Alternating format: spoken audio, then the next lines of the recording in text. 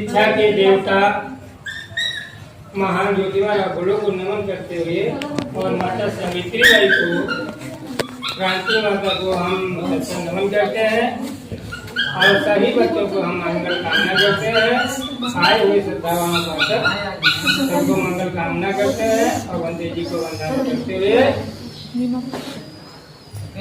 देखिए आज शिक्षा दिवस है।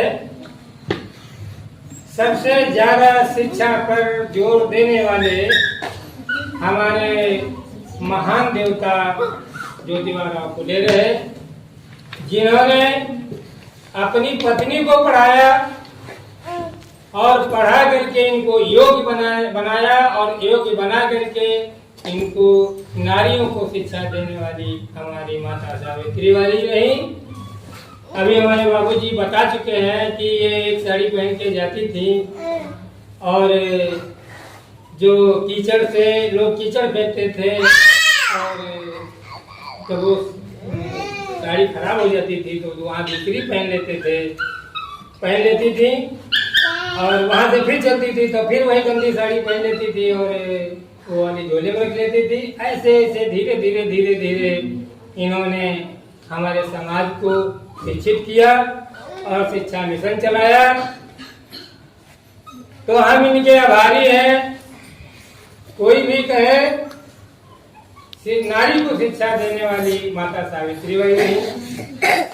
मैं इनको नमन करता हूँ और आप लोगों को भी चाहिए कि माता सावित्री बाई को कभी ना भूलें, क्योंकि शिक्षा की माता यही है और शिक्षा के देवता यही है। सबसे प्रथम अपने समाज को शिक्षा कराने वाले, जो शिक्षा से मतलब वंचित थे, जिनको शिक्षा वंचित थी, जिनको शिक्षा कोई देने वाला नहीं था, उनको शिक्षा दिलाने वाले ये रहे। क्योंकि इनके माता पिता इनको घर से भी निकाल दिया था, तब इनका कोई शरण नहीं था, तो फातिमा शेख ने इनको जगह दी थी। वहाँ से कई स्कूल इन्होंने नारी के लिए खुलवाए और शिक्षा का अभियान चलाया।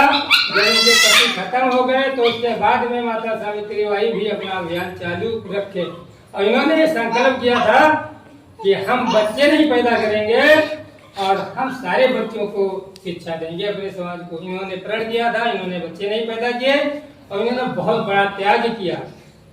इनसे बड़ा त्याग हमारे यहाँ कोई करने वाला नहीं है। इसीलिए इन्होंने कहा था ज्योतिबा फुले ने कि विद्या के बिन मति गई, मति बिन गई नीति, और नीति के बिन गति गई और गति बिन गई संपत्ति, और संपत्ति के बिना आदमी निर्धन और कमजोर और गुलाम बन जाता है।